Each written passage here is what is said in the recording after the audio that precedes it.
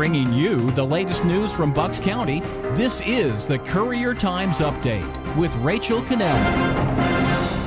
This Courier Times Update is brought to you by St. Mary Medical Center in Langhorne, PA. It's your health, expect more.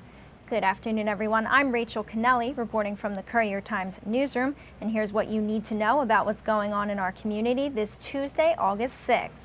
Despite some protests and a state lawsuit, residents in neighboring Montgomery County are showing their support for Register of Wills Bruce Haynes' state law-defying decision to issue marriage licenses to same-sex couples.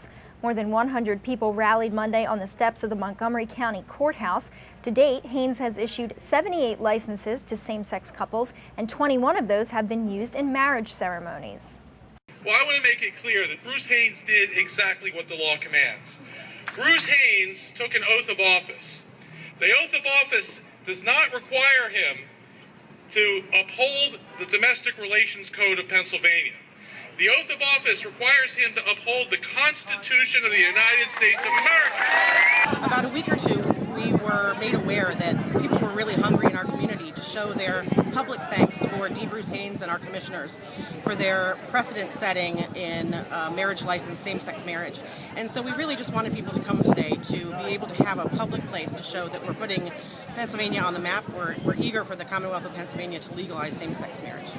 The state is seeking a court order to prevent the county and Haynes from continuing to issue the licenses. The county contends that the current state law violates both the U.S. and Pennsylvania constitutions. Reporter Margaret Gibbons has more from the rally at buckscountycouriertimes.com. Bucks County needs poll workers. In addition to the lowest voter turnout ever recorded in May's primary election, Bucks was also shy nearly 200 poll workers. The Bucks County Board of Elections is planning to recruit you to help address the vacancies. So if you're interested in managing machines, checking voter records, and processing the results, call the Elections Board at 215-348-6887, or you can also apply online at buckscounty.org. Reporter James McGinnis has all the info on our website. Are you a millionaire? If you recently bought a Powerball lottery ticket in Bucks County, you could be. The 7-Eleven on East Lincoln Highway in Langhorne sold a $1 million Powerball ticket for the August 3rd drawing, so be sure to check your tickets. The winning ticket matched the 5 white balls.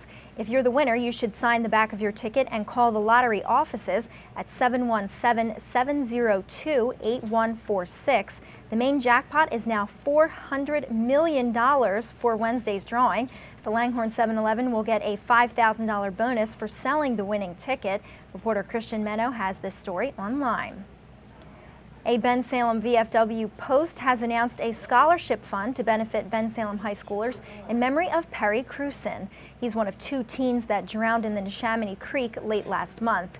Cruson graduated from Ben Salem High School and enlisted in the Marine Corps. The VFW will hold a fundraiser from 5 to 9 p.m. Saturday at the Post headquarters on Linden Avenue. Admission is $10. There will be live music and raffles. All proceeds will go to the scholarship for those in the Junior Reserve Officer Training Corps at Ben Salem High School. Reporter Danny Adler has more details on the upcoming event at buckscountycouriertimes.com.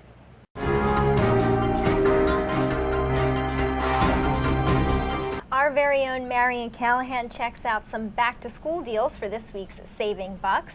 Great to see you, Marion. Good to be here. So, let's have it. Where'd you go? What'd you find? What do you got for us? Well, first of all, I learned that the National Retail Foundation reported that families with school-age children spend more than $650 a year on school supplies and clothing, and there is no way I'm spending even half of that. So the first thing I did was I emptied my children's backpack from last year, and I found a number of things that they didn't even bother touching that we're using, highlighters and pencils and things of that nature. Then I set off for Staples for their penny purchases. I'm a huge fan of going to Staples year-round for their deals, but during back to school season, they sell things like pencil boxes, paper, and highlighters and glue, all for a penny. Granted, you're limited as to how much you can buy, but it's quite a deal. Then I headed to AC Moore to take advantage of my 50% off coupon, which I try to use every week. And I bought earphones, which are now on back to school lists. Don't ask me why, but earphones and Clorox wipes and a few other things have been added to lists, and I just refuse to pay the current retail prices, and I go for the coupons and I go for the sales. All right, well, let's check out some of those back to school shopping tips in this week's Saving Bucks. Before we set off for some of my favorite back-to-school shopping destinations, I'm going to give you one piece of advice. Don't buy what you already have. I went through my son's backpack. I found some pencils. I found some glue sticks. And I found this pencil case. This works. It doesn't expire. So make sure you use what you have before you set off to those stores and start shopping for something that might already be in a backpack at home. I'm here at Staples now, one of my favorite destinations for back to school shopping because you can get things for a penny. Next week's ad's going to be big. We've got filler paper, both wide roll, college roll, and you can get them in packs of 100 or 200, 400, and those are going to be a penny, flying out the door. I'm here at one of my favorite destinations, AC Moore. Mostly because they have a coupon every week, 50% off a regularly priced item. I'm here to get contact paper, cover the books, and we have to cover all of our books in contact paper. I try to look at who has the best coupons and the best sales and where I can get the best deal. You can see Marion's full video at buckscountycouriertimes.com.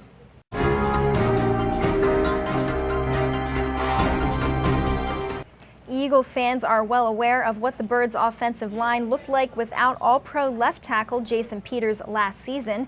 And now with Peters out indefinitely with a hamstring injury, 4th overall pick Lane Johnson has been switching between both right and left tackle positions in practice. Johnson can play both the right and the left side, having done so at the University of Oklahoma. In 25 games for the Sooners, Johnson made 13 starts at left tackle and 12 at right.